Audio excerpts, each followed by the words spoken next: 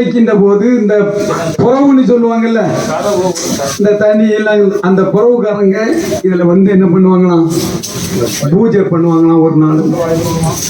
அதுக்கு பிறகு அறுவடைக்கு முன்பாக நாளைக்கு அறக்க தொடங்குறாங்கன்னா அதுக்கு முன்னாடி ஒரு பூஜை பண்ணுவாங்களாம்.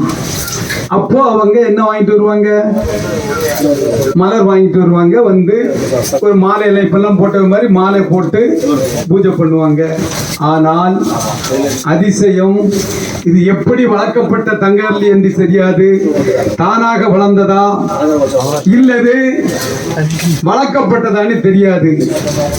அப்படியே வளர்ந்து தினம் தினம் இந்த சாஸ்தாவுக்கு அது மலர் சொரிந்து இருந்ததை பார்த்த உடனே புல்லரிச்சு போச்சு.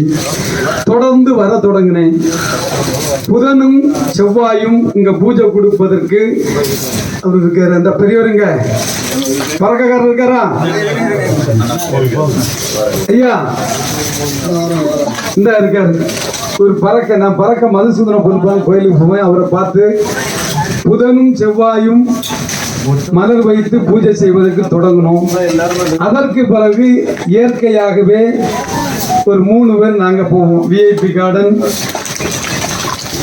தினமலர்ல இருந்து மணிகண்டன் ஒரு ரிப்போர்ட்டர், 3 பேரும் தொடர்ந்து மாசந்தோறும் எங்க போவதுக்கு கொடுத்து வைத்து ஐயப்பன் கோயிலுக்கு மாசந்தோறும் போவோம்.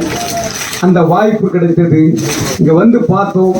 பார்த்த உடனே இந்த கோயில் இருந்து இல்லைன்னா அதே மட்டத்தில் தான் இருந்து மேடாக இருந்து கடைசி கும்பாபிஷேகத்தை நடத்துகின்ற வாய்ப்பு எனக்கு கிடைத்திருக்கிறது. நான் இறைவன் என்னை நல்ல முறையில் வச்சிருக்கிறாங்க. தொடர்ந்து இந்த பணி இங்க ஆற்றுவேன். இந்த விஷயத்தை புரிந்து கொள்ள வேண்டும். ஏதோ இவ்வளவு யாருமே இங்க வரமாட்டாங்க. இப்போ இவ்வளவு பாதை அமைத்து நாம் போன் பண்ணி அண்ணாச்சி இந்த கோயிலுக்கு சொன்னா அவரு இப்போ இதுவரை பாதை போட்டு தருவோம்னு சொல்லிட்டேன். இதுவரை அவருக்கு இடம் வர உங்க கார் வரைக்கும் நான் பாதையை இப்போ வந்திருக்குல்ல, பாதையே போட்டு தந்துருவேன். அந்த அளவுக்கு இங்க வந்து பாக்குறேன். பார்த்த உடனே அந்த அளவுக்கு இருந்து அப்படியே மேல பாக்குறேன். 3 எது கருடன் 3 பறந்து. அது உங்களுக்கு தெரியும். இந்து மதத்தை சார்ந்தவர்கள் கருடன் இன்னைக்கு கும்பாபிஷேகத்துக்கு மழை வரணும், அதுதான் சாஸ்திரம். மழை அந்த சமயத்தில் கும்பாபிஷேகத்தில் மழை வந்து கருடன் பறந்து அவ்வளவு சக்தி உள்ளது.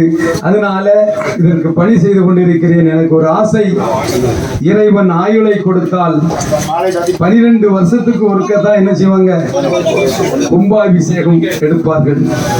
அடுத்த கும்பாபிஷேகத்தை எடுப்பதற்கு ஒரு ஆயுளை கொடுத்தால் கண்டிப்பா அந்த கும்பாபிஷேகத்தை எடுப்பேன் என்பதை இந்த நேரத்தில் தெரிவித்துக் கொள்கிறேன். அது மட்டுமில்லை, எனக்கு சில பேருக்கு நன்றி சொல்லணும். நம்ம ஜேசி இங்க வந்திருக்கிறாரு. ஜேசிக்கே ஆச்சரியமா இருக்கும். ரத்னவேல் பாண்டியன் சார் இருக்கிறாரு, அவருக்கே ஆச்சரியமாக இருக்கும். ஏன்னா ஒரு வாரத்துக்குள்ளால என்னைக்கே இந்த ஆர்டர் வந்திருக்கா சார், இது மாதிரி ஒரு வாரத்துக்குள்ளால கும்பாபிஷேகத்துக்கு ஆர்டர். திடீர்னு நினைச்சோம் இந்த எலெக்ஷனுக்கு ஃப்ரீயா இருக்கிறோம்ல, கவுண்டிங் முன்னாடி என்ன செய்திருவோம், கும்பாபிஷேகத்தை எடுப்போமேன்னு சொன்னேன். இவங்க இங்க இருந்து ஜேசி மூலமாக இங்க இருந்து எங்க அனுப்புனாங்க, ஆணையருக்கு அனுப்புனாங்க. நான் இப்ப சென்னை போன உடனே சேகர் பாபு அண்ணன் மினிஸ்டரை பார்த்தேன். பார்த்து அண்ணே கும்பாபிஷேகம் இந்த கதையெல்லாம் சொன்னேன். அப்படியா, அப்படி ஒரு கோயில் இருக்கா அப்படின்னாரு. ஆமாண்ணே. உடனே ஏற்பாடு செய்தாங்க. சத்தியமா 21ஆம் தேதி, இன்னும் 23 முந்தா நேரத்து தான் ஆர்டரே வந்தது. முந்தானத்தான் சார். அதே மாதிரி இங்க இருக்கக்கூடிய ராஜகுமார் சார், அவர் தான் இன்ஜினியர், ரொம்ப உதவி. அது மாதிரி கரி பத்மநாபன் ஒரு 4 வாரமா இங்கதான் வேலை. இங்க சுத்தி உண்மையிலே ஒரு சிறிய கும்பாபிஷேகமாக இருந்தாலும் அதற்குடைய சம்பிரதாயங்களை நினைத்து பார்க்கின்ற போது நேரத்தில் இருந்து இந்த கும்பாபிஷேகத்தை முழுமையாட்டு நான் இருந்திருக்கிறேன். அதற்கு இந்து அறநிலையத்துறைக்கு உண்மையிலே வாழ்த்துக்களையும் நன்றியும் தெரிவித்துக் கொள்கிறேன்.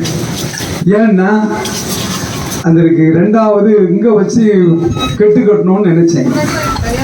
எப்போ சபரிமலைக்கு போகும்போது ஒருத்தர் சொன்னாரு, இல்ல அந்த சாஸ்தா பழைய சாஸ்தாவுக்கு கை என்னது இந்த மொழி இந்த அளவுல துண்டிக்கப்பட்டிருந்தது.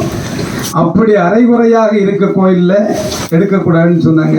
அதுக்கு பிறகுதான் அந்த சிலையே மாற்ற வேணும் அப்படின்னு ஒரு எண்ணம் வந்து ஜேசி கிட்ட சொல்லி நம்ம ராமகிருஷ்ணன் எல்லாம் சொல்லி ஸ்பீடு பண்ணி அது போயிட்டு வர்றதுக்கு பல நாட்கள். ரெண்டாவது இன்னைக்கு அதுல ஒரு பெரிய சந்தோஷம். நேற்றெல்லாம் வைகாசி விசாகத்தன்று பிரதிஷ்டை பண்ணியிருக்கிறோம். இன்னைக்கு முழு பௌர்ணமி அன்னைக்கு கும்பாபிஷேகம் நடத்தியிருக்கோம். இதற்கு அதே மாதிரி நேற்று எங்களோட கூட இருந்தாங்க அந்த இன்ஸ்பெக்டர் மேடம் செல்வி அவர்கள். நானும் ஒய்ஃபும் தான் நேற்று இங்கே இருந்தோம். எங்கள் கூட நேற்று ஒரு 11:30 மணி வரை அவங்களும் கூடயே இருந்தாங்க. அவர்களுக்கும் நன்றியை தெரிவித்துக் கொள்கின்றோம்.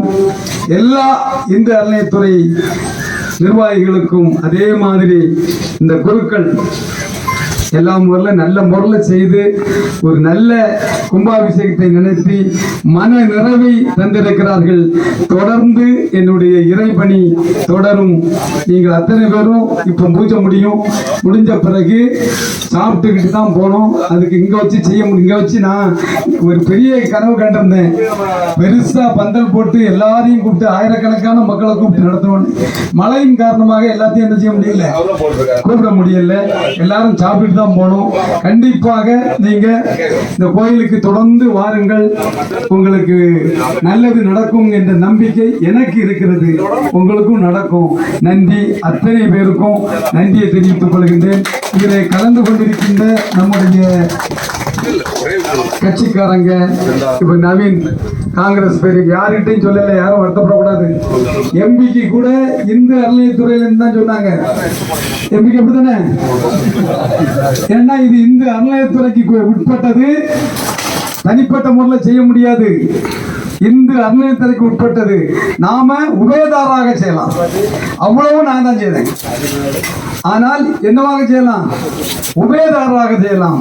அதனால அரசியல் கட்சி நண்பர்கள் தவறாக என்ன கூப்பிடல ஒண்ணு கூப்பிட நினைக்காதுங்க. இது இந்து அறநிலையத்துறைக்குள்ள கோயில். அதனால கோயிலிருந்து எம்பி, நம்ம தொகுதியுடைய எம்பி கூப்பிட்டுருப்பாங்க. இந்த தொகுதிக்குள்ள எம்எல்ஏ கூட கூப்பிட்டுருப்பாங்க. யார்? தலைவர் சுந்தரம் தானே? அப்படிதானே சார்? ஆமா, அவங்களை கூட கூப்பிட்டுருப்பாங்க. நம்முடைய எம்பி வருகை தந்திருக்கிறார்கள். அவரோடு இணைந்து அத்தனை பேரும் வந்திருக்கிறீங்க. ரொம்ப சந்தோஷம். வாழ்த்துக்கள். சாப்பிட்டுட்டு தான் போகணும். எல்லாரும் சாப்பிட்டு இப்போ அலங்கார பூஜை முடிஞ்ச உடனே அதோடு முடிஞ்சில்ல சார்? அலங்கார தீபாவளி அதோடு முடிஞ்சு. அன்னதானம் தானே? அது அன்னதானம். சாப்பிட்டு போங்க. நன்றி, வணக்கம்.